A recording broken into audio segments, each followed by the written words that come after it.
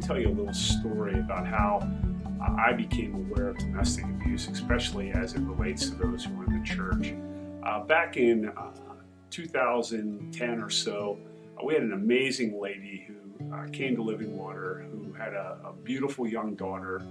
She was a single mom. She was a professional. She had done a ton of hard work to make sure that she provided for she and her daughter. She had bought her own home and had actually paid for it.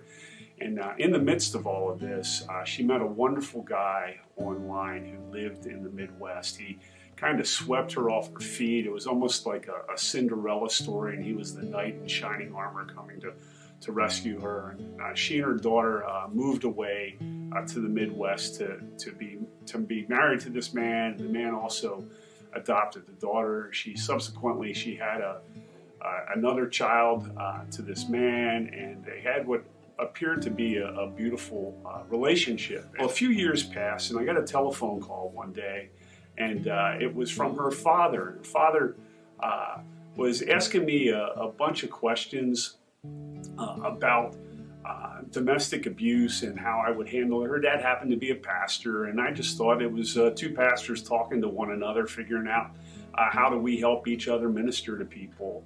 And one of the things he said was, how would you counsel a woman who was in an abusive relationship, especially as it relates to not physical abuse where she's got black eyes or bruises on her arm or something like that, but where she has been verbally abused, where the fella has been putting her down and treating her poorly and things like that. And I said to the father, I said, I would do some pastoral counseling. I'd bring the two of them in together and try to work it out and, try to do just the standard stuff that I would do with really any relationship. And so we had a nice time talking. The dad hung up, and a few minutes later, the phone rang. And it was her brother, and her brother is a local pastor who's a friend of mine. And he said, "Hey, Mike, I want to tell you why my dad called you.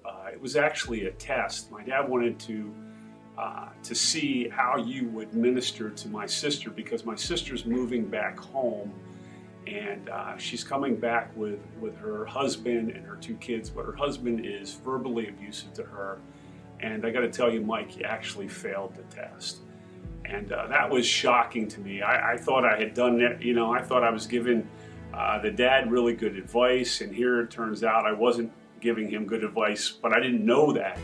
I tell you all of this because it's put me on a trajectory to try to learn more about domestic abuse.